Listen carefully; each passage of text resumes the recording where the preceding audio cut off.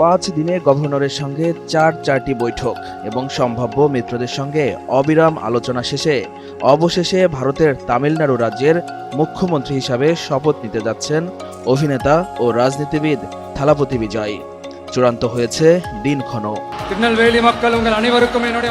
একসময় যিনি সিনেমার পর্দায় ন্যায় বিচারের জন্য লড়তেন, এবার তিনি বাস্তবের ক্ষমতার মঞ্চে।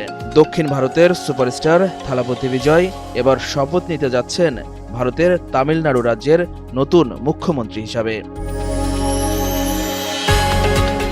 মাত্র 2 বছর আগে গড়া রাজনৈতিক দল, প্রথমবারের মতো নির্বাচন, আর সেই নির্বাচনে ইতিহাস গড়ে সরাসরি সরকার গঠন। তামিলনাড়ুর রাজনীতিতে যেন সিনেমাকেও হার মানানো এক নাটকীয় অধ্যায়ের নাম এখন থালাপতি বিজয়। ভারতীয় সংবাদ মাধ্যম এনডিটিভির প্রতিবেদনে বলা হয়েছে, রোববার 10 মে সকাল 10টায় মুখ্যমন্ত্রী হিসাবে শপথ নেবেন অভিনেতা থেকে রাজনীতিবিদ বনে যাওয়া বিজয়।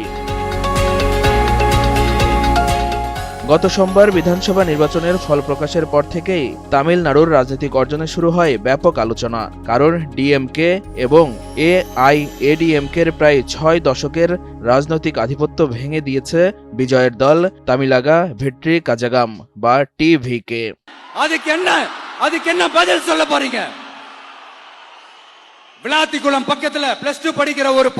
শুরুতে বিজয়ের জোটের হাতে ছিল 116 জন বিধায়কের সমর্থন।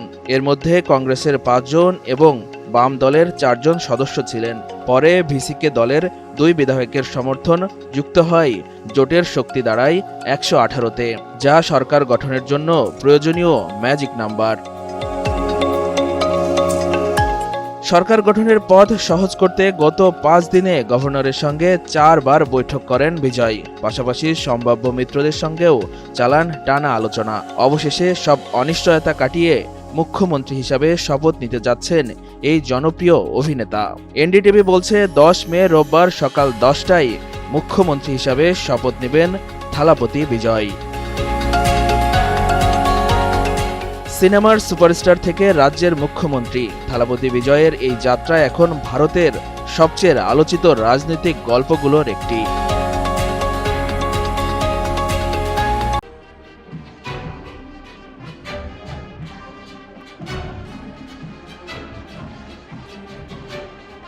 পশ্চিমবঙ্গের রাজনীতিতে শুরু হয়েছে নতুন অধ্যায়।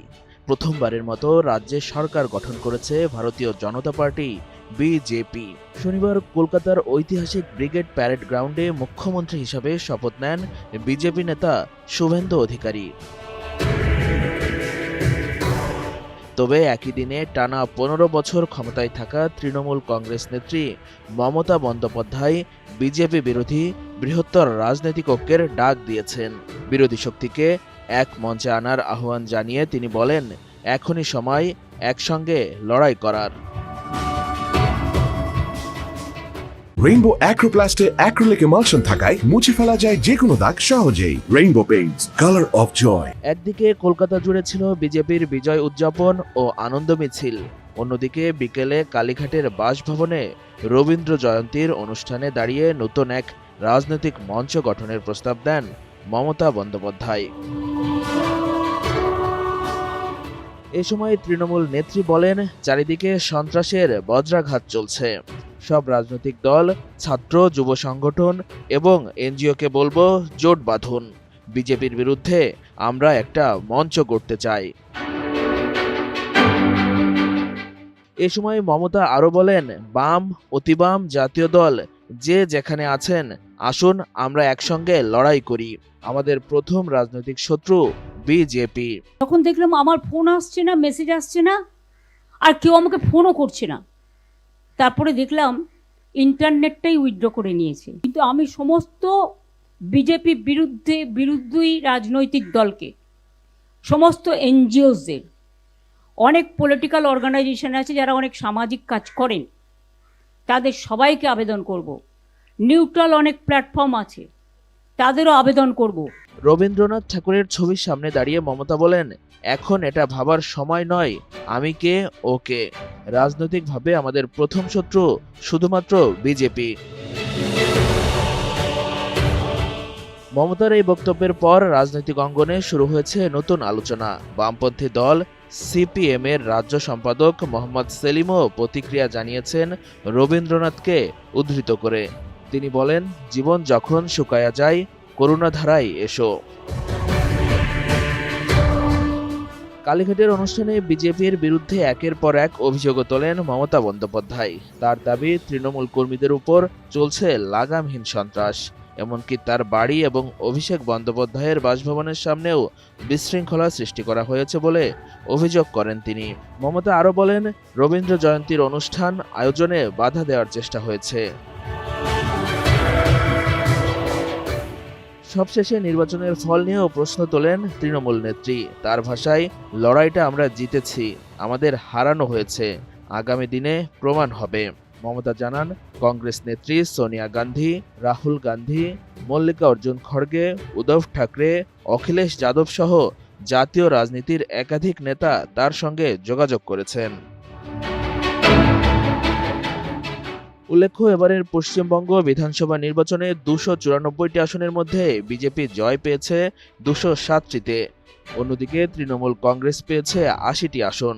এর মধ্য দিয়ে টানা 15 বছরের শাসনের পর ক্ষমতা হারিয়েছে মমতা বন্দ্যোপাধ্যায়ের দল।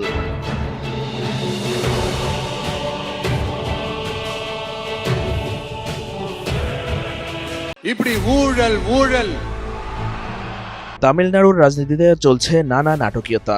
অভিনেতা থেকে রাজনীতিবিদ বনে যাওয়া থালাপতি বিজয়ের সরকার গঠন নিয়ে চলমান নাটকীয়তার মধ্যেই এলো বড় খবর। বিদুথালাই চিরুথাইগাল কাজাগাম বা ভিসিকে ঘোষণা দিয়েছে তারা নিঃশর্তভাবে সমর্থন দিচ্ছে বিজয়ের দল তামিলাগা ভেট্রি কাজাগাম অর্থাৎ টিভিকে। আর ভিসিকের এই ঘোষণার মধ্য দিয়ে সরকার গঠনের জন্য প্রয়োজনীয় সংখ্যাগরিষ্ঠতা পেয়ে গেল থালাপতি বিজয়ের দল। ভারতীয় সংবাদ মাধ্যম এনডিটিভির প্রতিবেদনে বলা হয়েছে, 234 আসনের তামিলনাড়ু বিধানসভার সরকার গঠনের জন্য প্রয়োজন 118 জন বিধায়কের সমর্থন। এর আগে বিজয়ের জোটের পক্ষে ছিল 116 জন বিধায়ক। বিজয়ের দল টিভিকে একাই পেয়েছে 107টি আসন। 200-র বেশি সার্ভিস ও ফিচারে লেনদেনের সব বিকাশ অ্যাপে সম্ভব। এছাড়া বামপন্থী দল সিপিআই ও সিপিএম এর 4 জন এবং কংগ্রেসের 5 জন বিধায়ক তাকে সমর্থন দিচ্ছিলেন। তবে সংখ্যাগরিষ্ঠতা থেকে তখনও 2 আসন দূরে ছিলেন তিনি। এমন অবস্থায় গুরুত্বপূর্ণ হয়ে ওঠে ভিসিকে।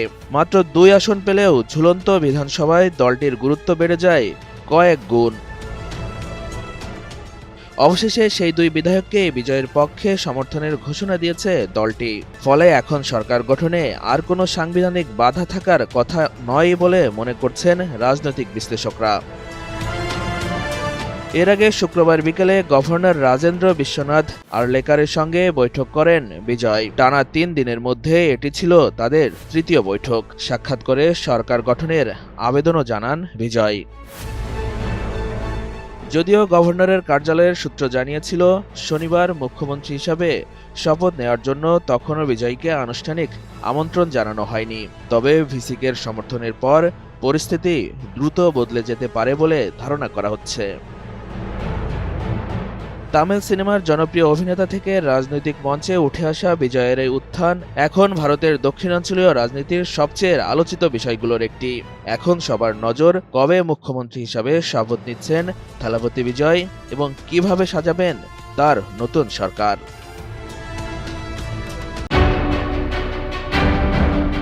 শুভেন্দু অধিকারী, ঈশ্বরের নামে শপথ করিতেছি যে। পশ্চিমবঙ্গের রাজনীতিতে শুরু হলো নতুন এক অধ্যায়। ভারতের পশ্চিমবঙ্গ রাজ্যের নতুন মুখ্যমন্ত্রী হিসাবে শপথ নিয়েছেন বিজেপি নেতা শুভেন্দু অধিকারী। শনিবার কলকাতার ঐতিহাসিক ব্রিগেড প্যারেড গ্রাউন্ডে আয়োজিত জাঁকজমকপূর্ণ অনুষ্ঠানে শপথ নেন শুভেন্দু। ভারতের সংবিধানের প্রতি আমি অকৃত্রিম নিষ্ঠা ও আনুগত্য পোষণ করিব। স্থানীয় সময় সকাল 11টায় শুরু হয় অনুষ্ঠানে উপস্থিত ছিলেন ভারতের প্রধানমন্ত্রী নরেন্দ্র মোদী, স্বরাষ্ট্রমন্ত্রী অমিত শাহ, কেন্দ্রীয় মন্ত্রিসভার সদস্যরা এবং বিজেপি শাসিত বিভিন্ন রাজ্যের মুখ্যমন্ত্রীরা। প্রতিদিন গোসলে সেরামের উজ্জ্বলতা মেরি সিরাম সুপার। বাংলাদেশ সময় দুপুর 12টার কিছু পর রাজ্যপাল এন.আর. রবির উপস্থিতিতে মুখ্যমন্ত্রী হিসাবে শপথ নেন শুভেন্দু অধিকারী। শপথের পর প্রধানমন্ত্রী নরেন্দ্র মোদীকে শুভেন্দুর পিঠ চাপড়ে অভিনন্দন জানাতে দেখা যায়। এ সময় শুভেন্দু অধিকারীর কপালে ছিল তিলক, গায়ে ছিল গেরুয়া কুর্তা। শুভেন্দুর সঙ্গে মন্ত্রী হিসাবে শপথ নেন দিলীপ ঘোষ, অগ্নিমিত্রা পাল, নিশীথ প্রামাণিক, অশোক কীর্তনিয়া ও ক্ষুদিরাম টুডু। এ শপথের মধ্য দিয়ে পশ্চিমবঙ্গে প্রথমবারের মতো সরকার গঠন করল ভারতীয় জনতা পার্টি বিজেপি। উল্লেখ্য, পশ্চিমবঙ্গের বিধানসভা নির্বাচনে 294টি আসনের মধ্যে বিজেপি জয় পায় 207টিতে, সরকার গঠনের জন্য যেখানে প্রয়োজন ছিল 148টি আসন। অন্যদিকে দীর্ঘ 15 বছর ক্ষমতায় থাকা তৃণমূল কংগ্রেস পেয়েছে মাত্র 81টি আসন। একসময় মমতা ব্যানার্জির ঘনিষ্ঠ সহযোগী হিসাবে পরিচিত ছিলেন শুভেন্দু অধিকারী। তাকে বলা হতো মমতার ডান হাত। তবে 2021 সালের নির্বাচনের আগে তৃণমূল ছেড়ে বিজেপিতে যোগ দেন শুভেন্দু। সেই বছর নন্দীগ্রামের হাই ভোল্টেজ নির্বাচনে মমতা ব্যানার্জিকে পরাজিত করে জাতীয় রাজনীতিতে আলোচনায় উঠে আসেন শুভেন্দু অধিকারী। প্রতিদিন গোসলে সিরামের উজ্জ্বলতা মেরি সিরাম সুপার। গত শুক্রবার সন্ধ্যায় রাজভবনে গিয়ে রাজ্যপাল আর.এন. রবির সঙ্গে সাক্ষাৎ করেন শুভেন্দু অধিকারী। এ সময় বিজেপির 207 জন নবনির্বাচিত বিধায়কের সমর্থনপত্র জমা দেন তিনি। এরপরই সরকার গঠনের আনুষ্ঠানিক অনুমতি পান শুভেন্দু।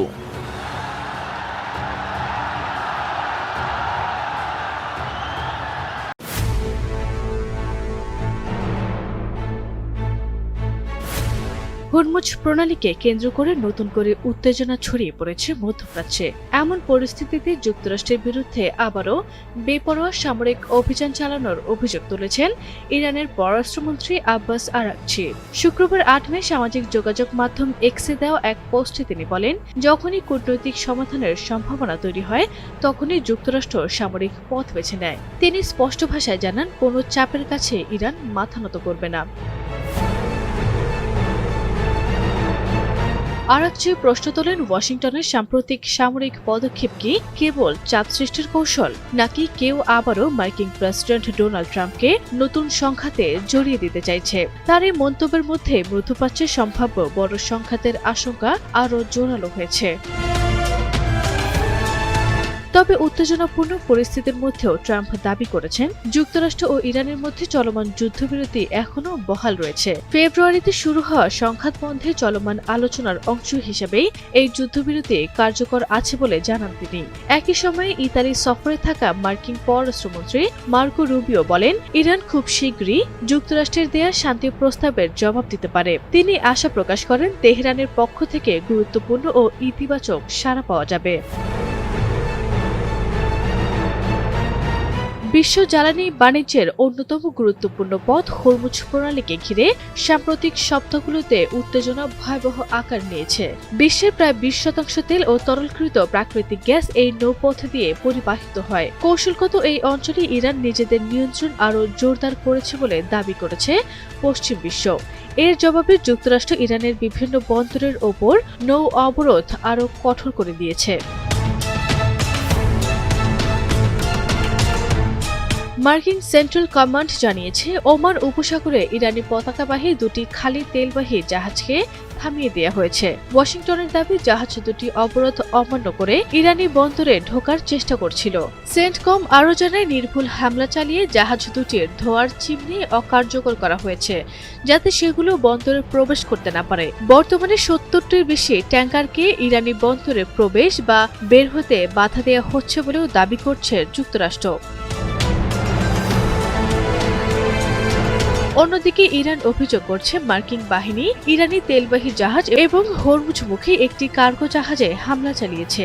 হরমুজগাম প্রদেশের কর্মকর্তা মোহাম্মদ রাদ মুহুর জানান, মিনাব উপকূলের কাছে একটি কার্গো জাহাজে আগুন ধরে যায় এবং আহত 10 জন নাবিককে হাসপাতালে ভর্তি করা হয়েছে।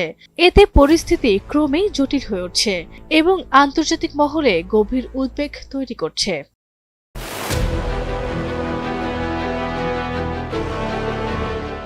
দীর্ঘদিন ধরেই বাংলাদেশ তিস্তা নদীর পানির ন্যায্য হিস্যা দাবি করে আসছে। 2011 সালে খসড়া চুক্তি অনুযায়ী বাংলাদেশ 37.5% এবং ভারত 42.5% পানি পাওয়ার কথা থাকলেও পশ্চিমবঙ্গের আপত্তির কারণে এটি আর স্বাক্ষরিত হয়নি। দুই দেশের সরকারই 15 বছরের জন্য চুক্তি সই করতে সম্মত হলেও শেষ মুহূর্তে পশ্চিমবঙ্গের তৎকালীন মুখ্যমন্ত্রী মমতা ব্যানার্জির বিরোধিতায় সেটি আর আলোর মুখ দেখেনি। চুক্তি ঠেকানোর জন্য নানা উপায় অবলম্বন করেছেন তিনি। মমতার কারণে আওয়ামী লীগ আমলে ভারতকে নানা সুবিধা দিয়েও তিস্তার পানি নিশ্চিত করতে পারেনি ঢাকা। এবারের বিধানসভা নির্বাচনে তৃণমূলের ভরাডুবির পর তিস্তার পানি বন্টন নিয়ে আশার আলো দেখছে বাংলাদেশ।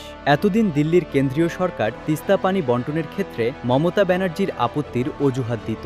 এখন কেন্দ্র ও রাজ্য উভয় জায়গায় বিজেপি ক্ষমতায় থাকায় বাংলাদেশ পানি বন্টনের বিষয়ে জোরালো দাবি তোলার একটি পরিষ্কার সুযোগ পাচ্ছে। তিস্তার ন্যায্য হিসাব বুঝে পাবার সম্ভাবনা তৈরি হয়েছে। প্রশ্ন হচ্ছে, এবার কি বাংলাদেশ তিস্তার পানি পাবে? হবে কিনা সেই চুক্তি? ভারতীয় সাংবাদিক অধ্যাপক দেবজ্যোতি চন্দ্র মনে করেন, দুদেশের সম্পর্কের উপর ভিত্তি করে পশ্চিমবঙ্গের স্বাদ রক্ষার পরেই বাংলাদেশকে তিস্তার পানি দেয়া হবে। একটি দেশ দিয়ে জল, গঙ্গার নদী, তিস্তার নদী যখন একটা দেশ থেকে আরেকটা দেশে যায়, এটা একটা ন্যাচারাল বিষয় এবং নদীর জলের ওপর সব মানুষের অধিকার রয়েছে। সেটা বাংলাদেশের মানুষের অধিকার রয়েছে এবং ভারতবর্ষের মানুষের অধিকার রয়েছে।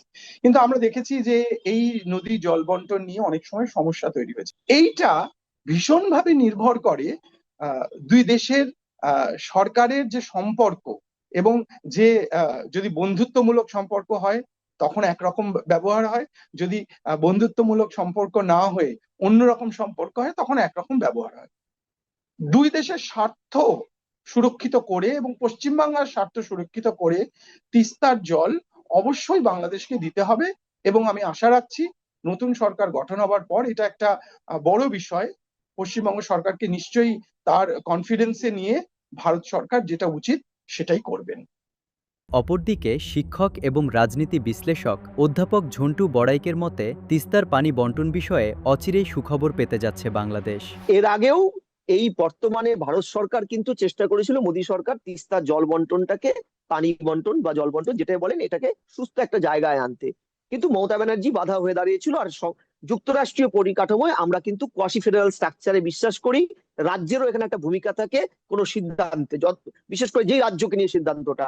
এই জায়গায় যেহেতু কেন্দ্র রাজ্য একটাই সরকার, আর কেন্দ্র সরকারের পলিসি হচ্ছে তিস্তা জল বন্টনে বাংলাদেশকে তাদের প্রাপ্য জল আন্তর্জাতিক নদী চুক্তি অনুযায়ী দেওয়া প্রয়োজন, এটা আমরা কমিটেড। এই জায়গায় দাঁড়িয়ে ভারত সরকার, অর্থাৎ তাদের ছায়া প্রতিচ্ছবি পশ্চিমবঙ্গের বর্তমান সরকার, ডবল ইঞ্জিন সরকার, তারা যে এটা মেনে নেবে এটাই স্বাভাবিক। যত দ্রুত তিস্তার জলবন্টন চুক্তিটা পাশ হবে এবং বাংলাদেশ তাদের প্রাপ্য আন্তর্জাতিক নদী চুক্তি অনুযায়ী পাবেন, বাংলাদেশের ক্ষেত্রে একটা বড় সুবর্ণ একটা ভালো সুখবর হয়তো আগামীতে আসতে চলেছে। বাংলাদেশের সাম্প্রতিক রাজনৈতিক পরিবর্তনের কারণে দুই দেশের সম্পর্কে কিছুটা উত্তেজনা থাকলেও ভারত সরকার বাংলাদেশের বর্তমান নির্বাচিত সরকারের সঙ্গে সম্পর্ক উন্নয়নে আগ্রহী। ফলে দুদেশকেই গুরুত্বের সঙ্গে সমাধানের পথে এগোতে হবে বলে মনে করেন বিশেষজ্ঞরা।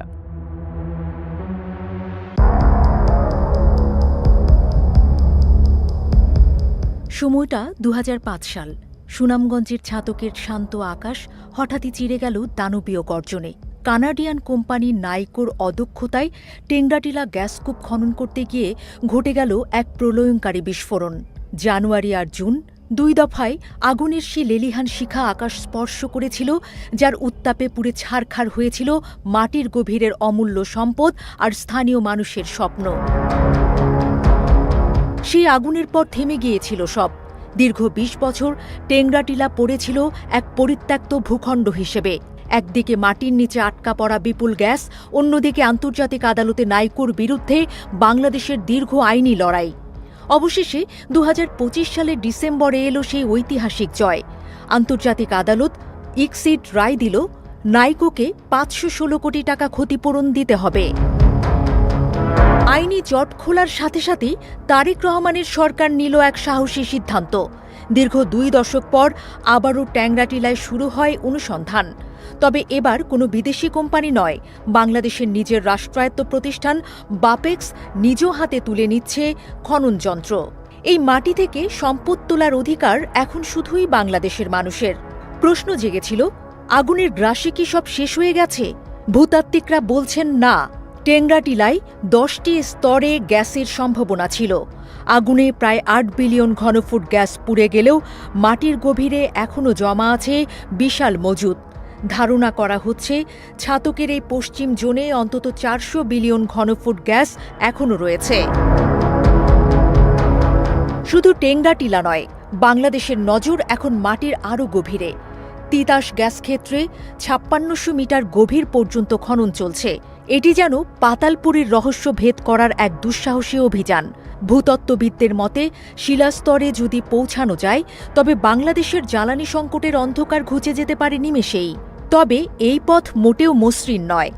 বর্তমানে 5টি খননযন্ত্র বা রিগ থাকলেও বাপেক্সের দক্ষ জনবলের অভাব একটি বড় কাঁটা। কিন্তু স্বপ্ন হার মানতে নারাজ। কারিগরি সীমাবদ্ধতা সত্ত্বেও বাপেক্স এখন প্রস্তুতি নিচ্ছে আগামী বছরে টেংরাটিলায় কূপ খনন শুরু করার। দেশি প্রকৌশলীদের মেধা আর শ্রমই এখন জাতির শেষ ভরসা।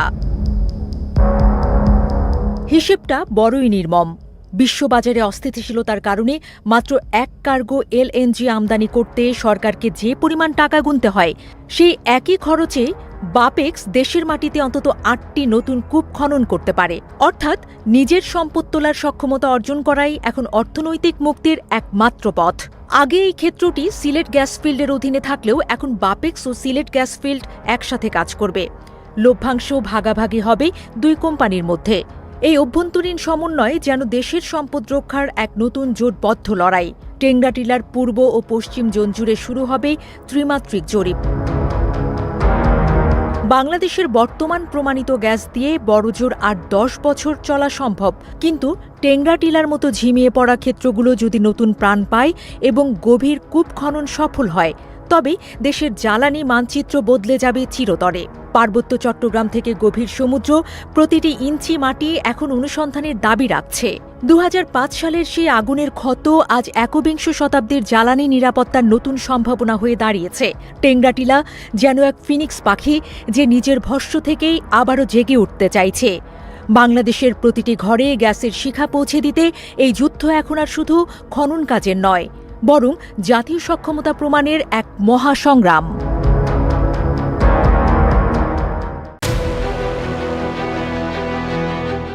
লেবাননে আঞ্চলিক সংঘাত আর স্থানীয় মুদ্রার অবমূল্যায়নে ভয়াবহ আকার নিয়েছে খাদ্য সংকট। নিত্য প্রয়োজনীয় খাদ্যের জন্য আমদানি নির্ভর দেশটিতে বিশ্ববাজারে তেলের দাম বাড়ায় বেড়েছে খাদ্য আমদানির খরচও। দুর্বল লেবানিজ পাউন্ডে মানুষের ক্রয় ক্ষমতা কমে যাওয়ায় সংকট আরও গভীর হয়েছে। জাতিসংঘ সমর্থিত এক প্রতিবেদনে বলা হয়েছে, আগামী আগস্টের মধ্যে দেশটির প্রায় 12,40,000 মানুষ তীব্র খাদ্য অনিরাপত্তার মুখে পড়তে পারে, যা মোট জনসংখ্যার প্রায় 1/4। লেবাননের খাদ্য আমদানিকারক সমিতির সভাপতি হানি বহসালি বলেন, তেলের দাম বৃদ্ধির কারণে আমদানি ব্যয় 10 থেকে 15% পর্যন্ত বেড়েছে। 200-র বেশি সার্ভিস ও ফিচারে লেনদেনের সব বিকাশ অ্যাপে সম্ভব। زاد علينا الكلفة بين 5 و7%. زادت الكلفة في العالم كله للتصدير بقيم متشابهة. এদিকে 2023 সাল থেকে দক্ষিণ লেবাননে চলমান সংঘাতে ধ্বংস হয়েছে প্রায় 52,000 হেক্টর কৃষিজমি। বাস্তুচ্যুত হয়েছেন অধিকাংশ কৃষক। ফলে স্থানীয় খাদ্য উৎপাদনও মারাত্মকভাবে ব্যাহত হচ্ছে। পরিস্থিতি মোকাবেলায় ক্ষতিগ্রস্ত নয় এমন এলাকাগুলোর কৃষকদের বীজ ও সার সহায়তা দিচ্ছে জাতিসংঘের খাদ্য ও কৃষি সংস্থা FAO. It's important for the farmers not to miss the agricultural season and also to be able to produce, because if they don't, the impact will be a long-term impact. সংস্থাটির প্রতিনিধি নোরা আওরা বাহ হাদ্দাদ বলেন, কৃষকদের উৎপাদনে ধরে রাখতে দ্রুত সহায়তা জরুরি, নয়তো এর দীর্ঘমেয়াদী প্রভাব পড়বে খাদ্য নিরাপত্তায়। বিশ্লেষকদের মতে লেবাননের খাদ্য সংকট মোকাবেলায় এখন সবচেয়ে জরুরি প্রয়োজন একটি স্থায়ী যুদ্ধবিরতি।